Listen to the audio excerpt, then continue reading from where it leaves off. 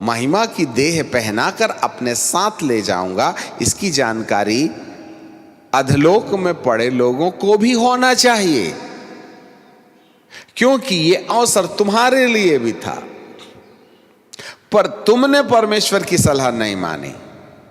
इसलिए इसका भुगतान यदि तुम ऊपर नहीं गए हो तो नीचे जाने के लिए तैयार हो जाओ। आपको मालूम हो, अधलोक में जो लोग पीड़ा अनुभव कर रहे हैं ना, उनकी पीड़ाओं में लिमिटेशंस हो सकते हैं, परंतु जैसे ही अपने भाइयों को सुखलोक से आकर महिमा की देह पहनकर स्वर्गलोक में जाते हुए अधलोक के लोग देखेंगे ना, तो उनकी बेचैनी और भी ज्यादा बढ़ जाएगी कि अब तो हमको यहां जो दर्द है ना, उससे भी भयानक पीड़ा में, बॉटमलेस पिट में अर्थात अथाह गड्ढे में डाला जाएगा। ऐसे मन को वह उनके अंदर और भी पीड़ित करने के लिए भेज देंगे, उनको याद दिलाएंगे कि तुमने मुझे भेदा था। अब यहां पर यह बात भूल जाना चाहिए कि यीशु मसीह को भेदने वाले वे केवल यहूदी नहीं थे। जिन लोगों ने यीशु मसीह को आज से 2018-19 साल पहले क्रूस पर लटकाया था, केवल वे ही भेदने छेदने वाले नहीं हैं, वरन आज आप में से कितने ऐसे लोग हैं जो अभी भी उसको भेदते हैं और छेदते हैं। आज भी उसको कष्ट दिया जाता है, आज भी उसको तकलीफ दी जाती है। उन्होंने तो शारीरिक रीति से उसको कष्ट दिया था, परंतु आज हम आत्मिक रीति से प्रभु यीशु मसीह के साथ सही व्यवहार नहीं करने के द्वारा आज भी उसको कष्ट दे रहे हैं। छेदने भेदने वाले केवल वो लोग नहीं थे जिन लोगों ने यीशु मसीह को शारीरिक रीति से छेदा और भेदा था और अधोलोक में पड़े हुए यीशु के दूसरे आगमन को देखेंगे। इब्रानी की किताब और उसका 10वां अध्याय और उसके 29वें पद में बाइबल हमें ऐसा कहती, book of Hebrews chapter 10 and verse 29, वहां लिखा है, तो सोच लो कौन कितने भारी दंड की योग्य ठहरेगा, जिसने परमेश्वर के पुत्र को अपने पांव से रौंदा। कौन रौंद सकता है, आप ही बताइएगा, कौन रौंद सकता है उसको? परमेश्वर के पुत्र को पांव से रौंदा और वाचा के लहू को जिसके द्वारा वह पवित्र ठहराया गया है अपवित्र जाना। पांव से रौंदने वाला कौन है? उसका अपमान, कोई परमेश्वर की आत्मा का अपमान करे तो परमेश्वर बर्दाश्त करेगा क्या? उसके पवित्र लहू को जिससे हमारे पाप क्षमा होते हैं, उसको अपवित्र ठहराने वाले का हाल क्या होगा? और उस पुत्र यीशु को जिसका बदन आज महिमावान है, उस पर यीशु मसीह को मारा था। परंतु यदि 26 पद को पढ़ें तो ये वे लोग हैं, 26 सच्चाई की पहचान प्राप्त करने के बाद जानबूझ करके कोई पाप करता रहे तो पाप के लिए फिर कोई बलिदान बाकी नहीं। हाँ, दंड का एक भयानक वाट जोहना और आग का ज्वलन बाकी है जो विरोधियों को भस्म करेगा। कौन है विरोधी? केवल यीशु मसीह के विरुद्ध बकझक करने वाले नहीं हैं, वो तो हैं ही हैं, परंतु जो लोग सच्चाई को पहचान गए, जिन लोगों ने सच्चाई को सुन लिया और उसके बाद भी वो जानबूझ करके पाप करते रहे, जी हैं, उनके लिए कोई बलिदान बाकी नहीं। इसलिए बाइबल बोलती है, मेरा आगमन उस समय तक नहीं होगा जब तक कि संपूर्ण धरती के हर मानव के पास परमेश्वर के वचन का सुसमाचार का प्रचार ना किया जाए।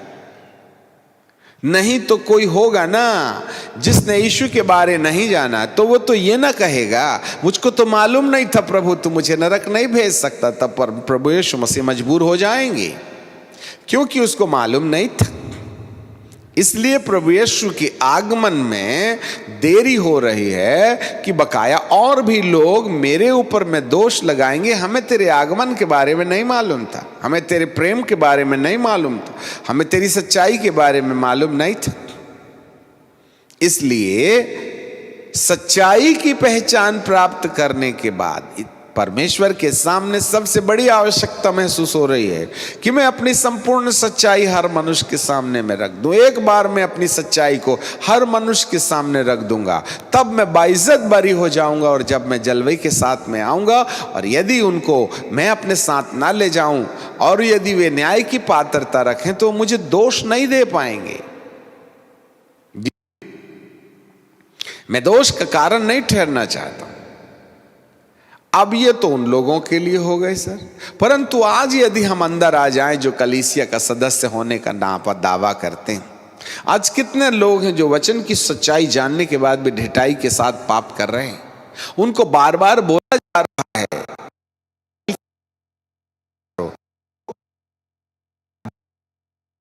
कहा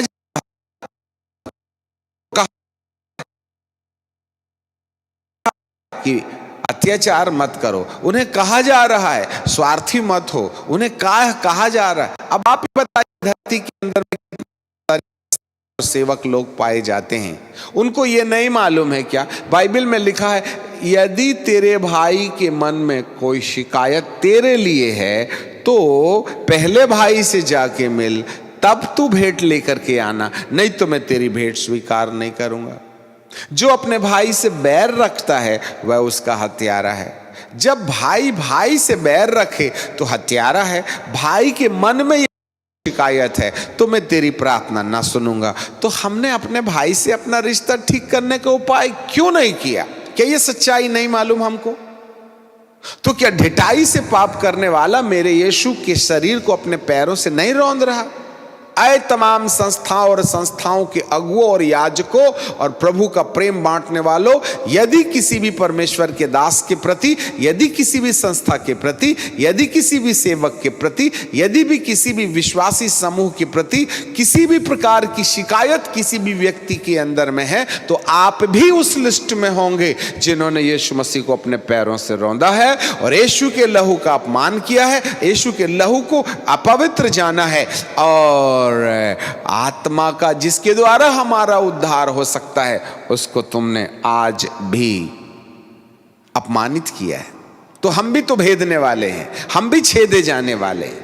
हमारे लिए भी वही होगा। जिन यहूदियों ने यीशु को तिरस्कार करके उन्होंने उन समयों में मान लिया होता कि हे प्रभु हमें क्षमा कर दे, तो प्रभु उन्हें क्षमा कर देते थे। जिन लोगों ने माना वे मरते मरते भी यीशु मसीह से माफी मांग गए। अरे दो डाकू लटके थे, एक दाहिने और बाएं, सीधे एक डाकू ने कहा हे यीशु यदि तू परमेश्वर का पुत्र है तो अपने आप को भी बचा और हमको भी बचा ले। स्वार्थी डाकू। परंतु दूसरे ने डांट के कहा क्या तू नहीं समझता कि हम तो अपने किए की ठीक सजा पा रहे हैं, ये तो निर्दोष। ये सच्चाई जानने के बाद में उसने कहा हे प्रभु, हाथ तो जोड़ नहीं सकता था क्योंकि ठुके हुए थे। जब तू अपने राज्य में आएगा तो मेरी भी सुधि लेना। उसने कहा आज ही तू मेरे साथ सुख लोक में होगा। You will be in paradise not in heaven. मेरे प्रियो, आज कितने लोग हैं जो उसको छेद रहे हैं, कितने लोग हैं जो भेद रहे हैं। याद रखें, जिसने सच्चाई की पहचान प्राप्त करने के बाद भी अपने टूटे संबंध स्थापित नहीं किए, भाई के प्रति शिकायत का रिश्ता रवैया ठीक नहीं किया, जिन्होंने अपने जीवन में उन तमाम पाप युक्त जीवन के रास्ते से अपने आप को अलग करने की कोशिश नहीं की, जानने के बाद यदि वो जानबूझ करके पाप करते रहें तो उनके लिए कोई बलिदान बाकी नहीं है। ऐसे लोग सोच लो वह कितने भारी दंड के योग्य ठहरेगा जिसने परमेश्वर के पुत्र को अपने पांवों से रौंदा। मेरे प्रियो, आज भारी मात्रा में यीशु मसीह के भक्त परमेश्वर की बातें नहीं मानने के द्वारा प्रभु यीशु मसीह की आत्मा का अपमान भी कर रहे हैं, उसके लहू को अपवित्र भी जान रहे हैं और इसके बाद उसके शरीर को अपने पैरों से भी रौंद रहे हैं। एक बात याद रखना, जिन्होंने छेदा था, जिन्होंने भेदा था, ऊपर जाने के लिए नहीं, नीचे से या नीचे जाने के लिए तुम उसको देखोगे। और सारे कुल के लोग छाती पीटेंगे। छाती खुशी से नहीं पीटते हैं, असहनीय पीड़ा में पीटते हैं। इसलिए आज जब प्रकाशित वाक्य का वचन आपके सामने आ रहा है तो ये अंतिम वार्निंग है। हर विश्व के इंसान को बहुत प्रेम वाली भाषा से समझ लेना चाहिए। इसी संदेश को सुनाने के लिए प्रभु आने वाले यीशु के साथ उन 7 आत्माओं को इस्तेमाल कर रहा है। उन 7 आत्माओं की ओर से जो उसके सिंहासन के सामने, पिता परमेश्वर के सिंहासन के सामने, ये 7 आत्माएं कौन हैं? जी हां, 7 जो शब्द है वह पूरक है। यदि मैं यशायाह की किताब निकालूं तो सबसे पहले 7 आत्माओं का जो संबंध है यशे के ठूठ के साथ है। Book of आइजिया chapter 11। तब यशे के ठूठ से एक डाली फूट निकलेगी और उसकी जड़ से एक शाखा निकल करके फलवंत होगी। यशे के ठूठ, ठूठ बोले तो पेड़ जब बड़ा हो जाता है और बूढ़ा हो जाता है और जब फल नहीं देता तो वो सूख जाता है, तब उसको जड़ के थोड़ा ऊपर से काट दिया जाता है और उस पेड़ को आग में जलाने के लिए इस्तेमाल कर लिया जाता है। तो बचा हुआ जमीन में गड़ा हुआ जड़ के ऊपर का छोटा सा हिस्सा ठूठ कहलाता है। इसका मतलब है ठूठ जो है कहीं ना कहीं इस ओर इशारा कर रहा है। एक समय यहाँ हरियाली थी, यहाँ छांव थी, परंतु वह हरियाली भी चली गई, छांव भी चली गई। परमेश्वर की दया मानो धरती पर से हट गई। ऐसे ठूंठ से एक डाली फूट निकलेगी। इससे ऐसे पता चलता है कि परमेश्वर के लिए कोई भी काम असंभव नहीं है। मैं विश्व के लिए एक प्रेम भरा संदेश देना चाहते हैं। धरती को जितना बिगड़ना है बिगड़ जाए, मानव को मेरे परमेश्वर का जितना अपमान करना है कर ले, दुरात्माएं मनुष्य के साथ जितना मजाक करना है कर ले, परंतु परमेश्वर हार मानने वाली चीज नहीं। ठूठ हरा नहीं होता। हरियाली के उस पेड़ को काट करके जो सूख गया है अलग कर दिया जाए और ठूठ अपने आप में सूख भी गया होगा तो परमेश्वर वहां से एक डाल निकालेगा। याद रखिएगा, परमेश्वर के लिए nothing is beyond the control of God. इसलिए एक ऐसे परमेश्वर की कल्पना करना शुरू करें जो ठूठ से भी डाली निकालेगा। और लिखा है उसकी जड़ में से एक शाखा निकल करके फलवंत होगी, जबकि जड़ से कोई शाखा नहीं निकलती, ठूंठ से भले ही निकल ले। इसका मतलब है धरती जितनी जर्जर होना है हो जावे, परंतु उसके बाद भी एक धन्य आशा मानव के लिए है। चलिए सर, और जड़ से एक शाख निकलकर, शाखा इसका सीधा सीधा संबंध है प्रभु यीशु मसीह से।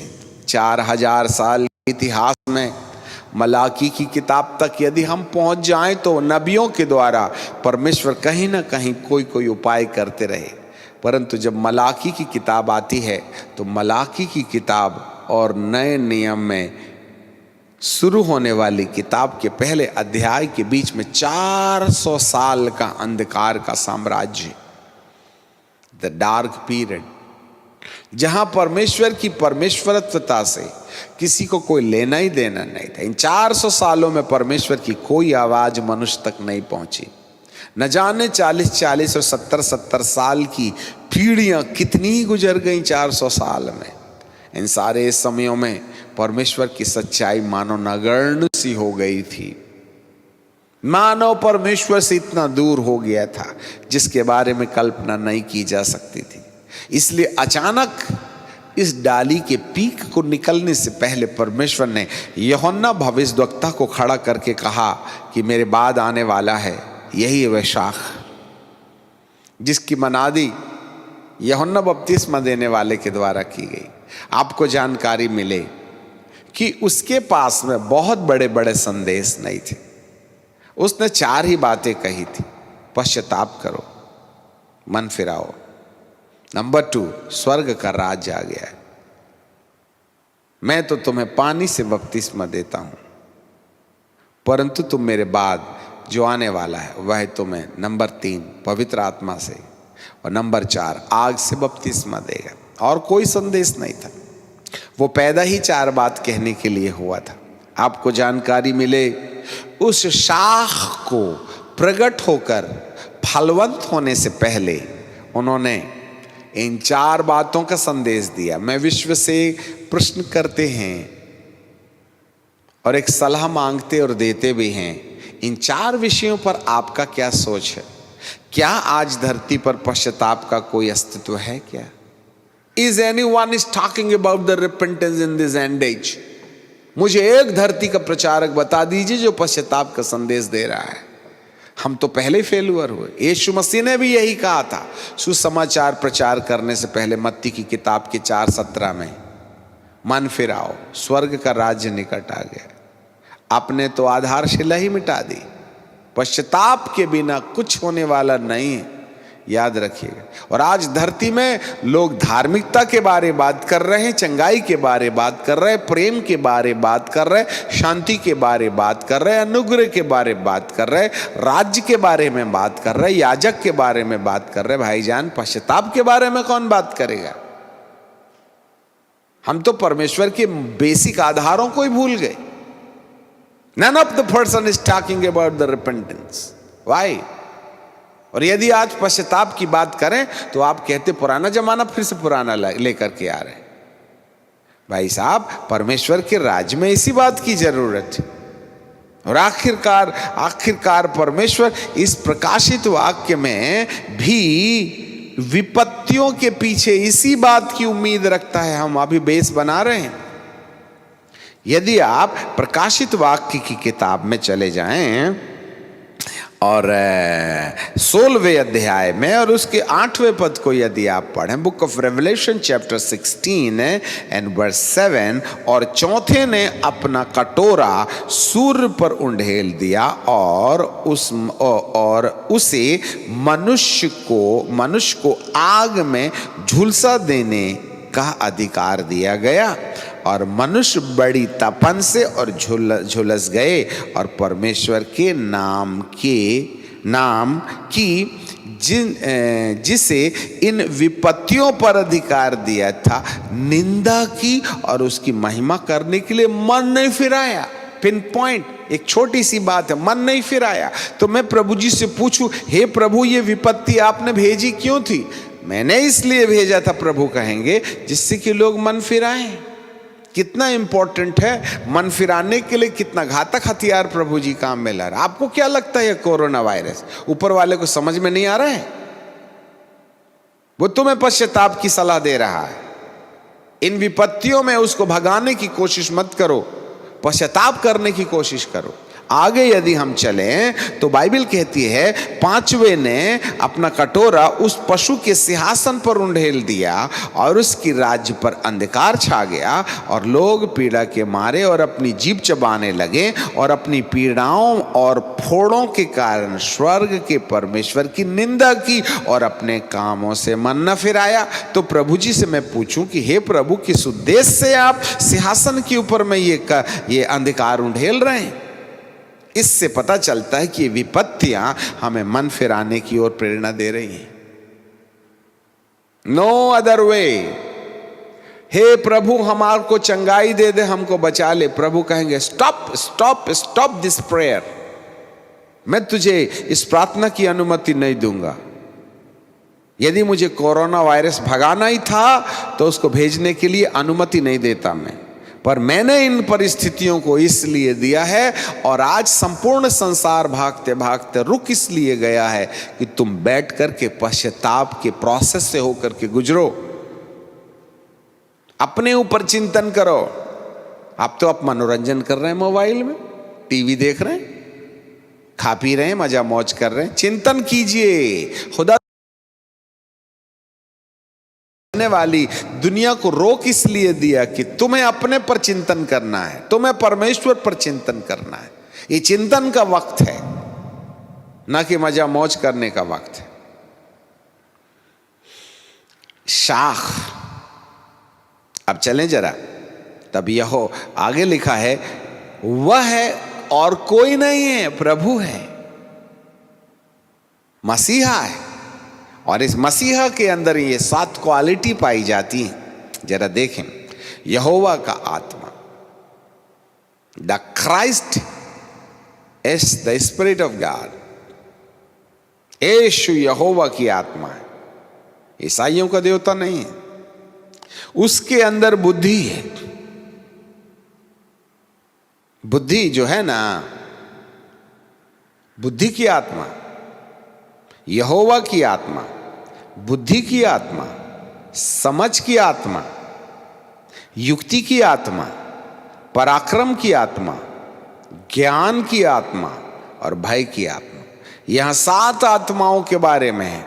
ये 7 आत्माएं अर्थात ये 7 कैरेक्टर्स जो हैं इस शाख के अंदर हैं, जो ठूंठ से निकल के आई है। यीशु यहोवा की आत्मा है। 1 मिनट के लिए हम इसी को आइडेंटिफाई कर लें। यहोवा की आत्मा, परमेश्वर की आत्मा। आपको क्या लगता है परमेश्वर की आत्मा के बारे में? एक प्रकाशन है जिसको आपके सामने रख ही देते हैं, वक्त आ गया है तो भी। जरा देखिएगा, 1 कुरिन्थियों की किताब और उसके 2 अध्याय पर चल पड़े।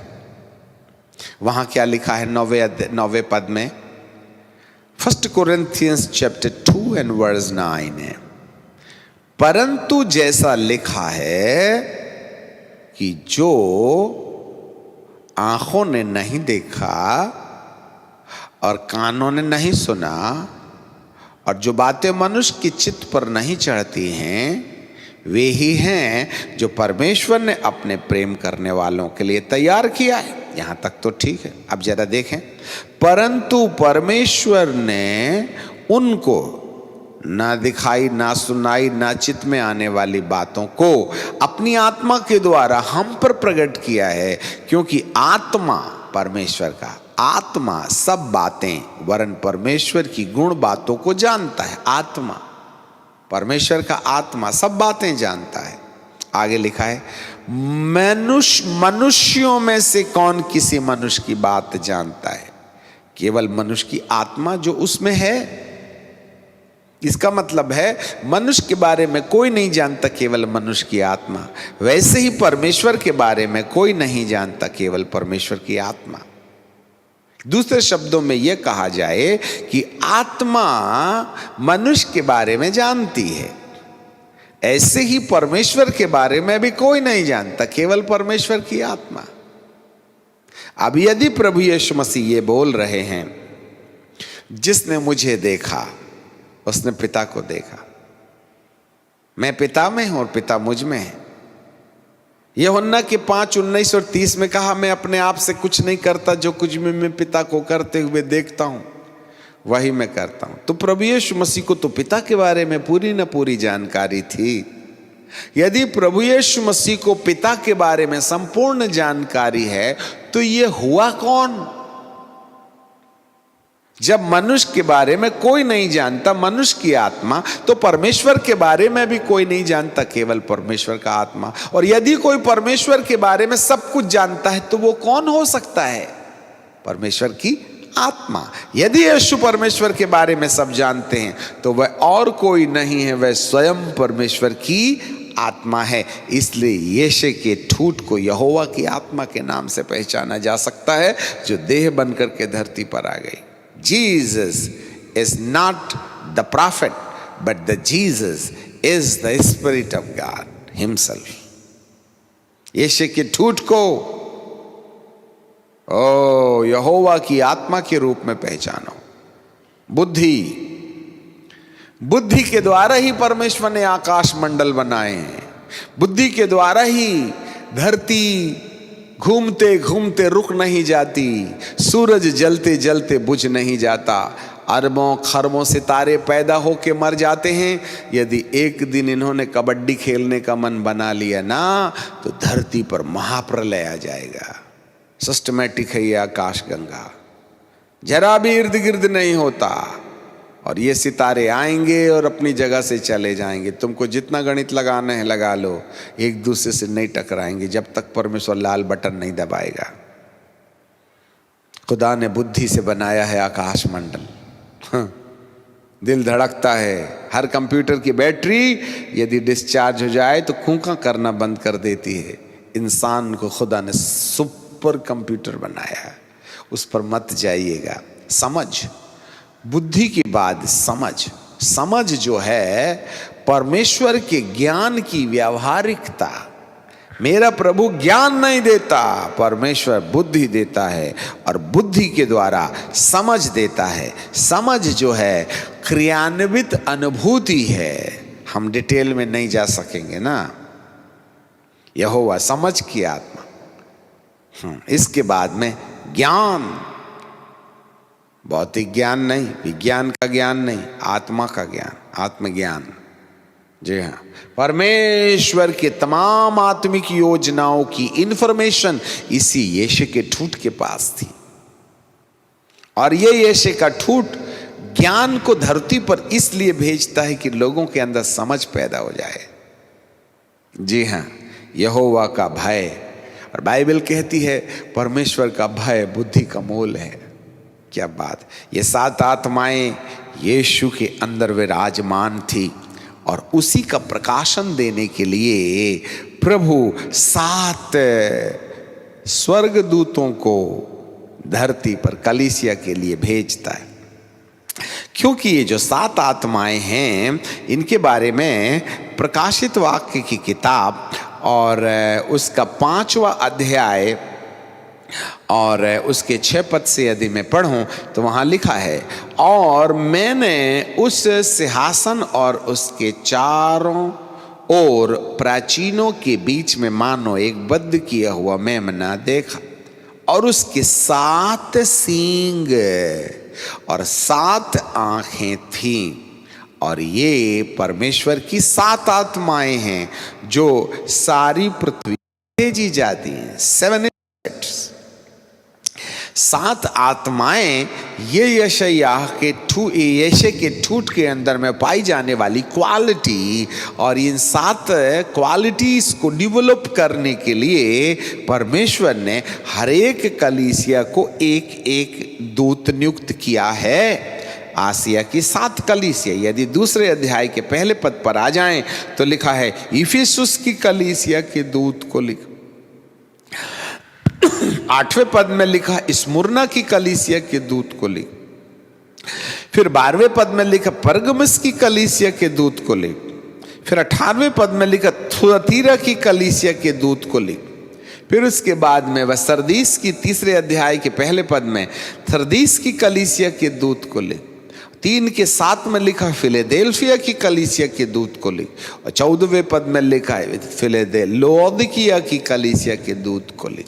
इसका मतलब है इन 7 कलीसियाओं के अपने अपने दूत हैं, और इन दूतों को निर्देश दिया जाता है कि ये 7 सींग वाले यीशु के ठूठ, जिसका नाम यीशुआ मसीहा है, उसका प्रकाशन लेकर 7 कलीसियाओं के अंदर लेके जाएं, जिससे कि यीशु जो यहोवा की आत्मा है, यीशु जो परमेश्वर की बुद्धि है, यीशु जो परमेश्वर की समझ है, यीशु जो परमेश्वर का ज्ञान है, यीशु जो परमेश्वर का भय है, यीशु जो परमेश्वर की उस महान योजना का अस्तित्व ज्ञान है, परमेश्वर का भय है, परमेश्वर की आत्मा है, परमेश्वर की युक्ति है, परमेश्वर का पराक्रम है। इन तमाम 7 संदेश जो यीशु के ठूठ के अंदर में पाए जाते हैं, ये 7 स्वर्गदूत 7 कलीसियाओं के पास में लेके जाएं।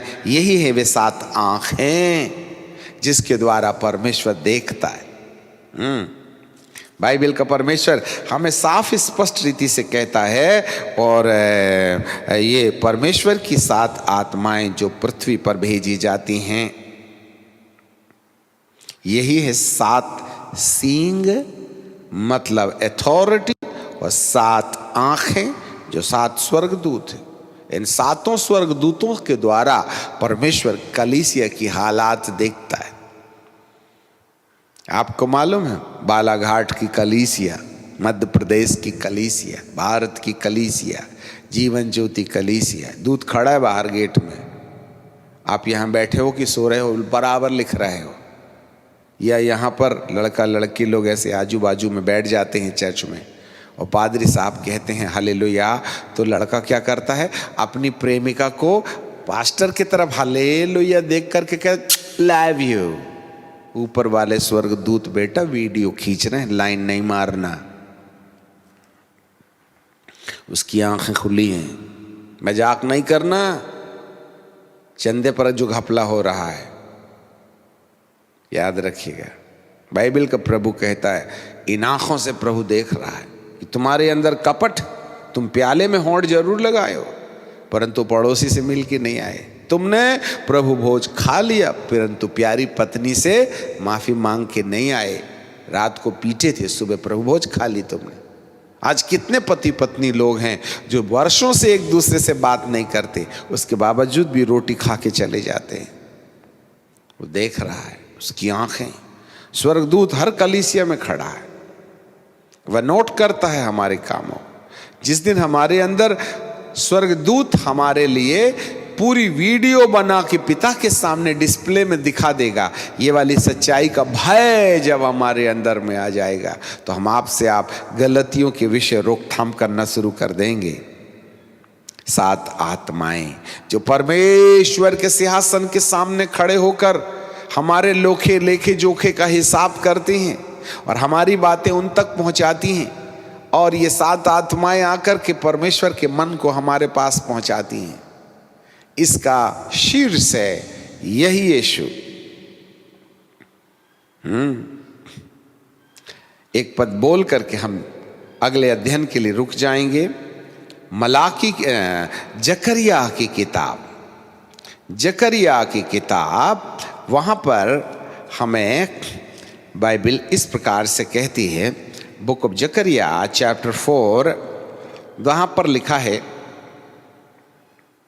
10वें पद में, क्योंकि किसने छोटी बातों के दिन को तुच्छ जाना, यहोवा अपनी इन 7 आंखों से पृथ्वी पर दृष्टि करके। अब ये 7 आंखों के द्वारा पृथ्वी पर दृष्टि कैसे करते हैं? ये वे ही स्वर्गदूत हैं जो हर कलीसिया के नाम से परमेश्वर के सामने खड़े रहते हैं। ये 7 आंखें हैं। आगे लिखा है, क्योंकि किसने छोटे दिन की बातों को तुच्छ जाना, यहोवा अपनी 7 आंखों से पृथ्वी पर दृष्टि करके साहुल को, प्लम लाइन मलयालम में कहते हैं तूक कटा, एक गोला है जो दीवार को बिल्कुल सीधा खड़ा करने में इस्तेमाल करता है। गोले के बिना कितना भी तीरंदाज होगा वह कभी सीधी दीवार खड़ा नहीं कर सकता, आंख की गुनिया काम नहीं पड़ेगी। गोला कलीसिया को भी परमेश्वर ऐसे ही वर्टिकल खड़ा करना चाहता है जिसमें सूत 2 सूत कभी अंतर ना हो, नहीं तो कभी भी तूफान में आके गिर जाएगा। याद रखें, ये जो शाहुल है, ये जो तूक कट्टा है, उलूम है, गोला है, प्लम लाइन है, इसका निर्धारण 7 आंखों के द्वारा किया जाता है। और ये जो शाहुल है वह जरुब्बाबेल के हाथ में दे दिया जाता है। जरुब्बाबेल का संबंध जो है वह प्रभु यीशु मसीह के साथ है। The kingdom, the Jesus Christ, यीशु मसीह, ये वो जरुब्बाबेल है जिसके हाथ में, इसीलिए प्रकाशित वाक्य की किताब में और उसके 5वें अध्याय में 4 प्राणियों के और 24 प्राचीनों के बीच में एक बद्ध किया हुआ मेमना है। वंडरफुल। यही मेमना है जिसके 7 सींग हैं, जिसके 7 आंखें। इस मेमने के साथ मजाक नहीं करना। जो था और जो है उसके साथ हमने पेट भर मजाक कर लिया है, परंतु जो आने वाला है उससे मजाक नहीं चलेगी। ये वही है जिसके 7 आंखें हैं, ये यही है जिसके 7 सिर हैं, और वह 7 आत्माओं को धरती पर भेजकर संपूर्ण संसार को अपनी बातें बोलते हैं और संसार से अपनी पूरी सूचनाएं इकट्ठा करते हैं कि किसको सुखलोक में भेजा जाए और किसको अधलोक में भेजा जाए, किसको महिमा की देह पहनाई जाए और किसको महिमा की देह ना पहनाई जाए। अब हम 7 स्वर्गदूतों को, 7 आंखें, 7 सींग को वो अधिकार समझते हैं जिसे पिता परमेश्वर ने जरुब्बाबेल के हाथ में ये जो उलूम है, तूक कट्टा है, ये जो गोला है, प्लम लाइन है, दे करके कहा, हे मेरे जरुब्बाबेल मसाया यीशुआ मसीहा और यीशु के ठूठ, जिस पर मैंने 7 आत्माओं का क्वालिटी दिया है, 7 स्वर्गदूतों के द्वारा इस अधिकार को 7 सींग के रास्ते मैं तुझे अधिकार देता हूं कि संपूर्ण कलीसिया को प्लम लाइन में खड़ा करना है। अब प्रभु अपनी दया और प्रेम वाला मामला बंद करना जा रहा है और वह अपने तरीके से कलीसिया को ठीक ठिकाने लगाने के लिए प्रकाशित वाक्य में 7 मोहरों के खोले जाने, 7 तुरियों के बजाए जाने और 7 कटोरे के उंडेले जाने वाले हथियार के रास्ते सीधे नहीं तो विपत्ति के द्वारा वह दीवार को कुछ इसी तरीके से प्लम लाइन में खड़ा करेगा।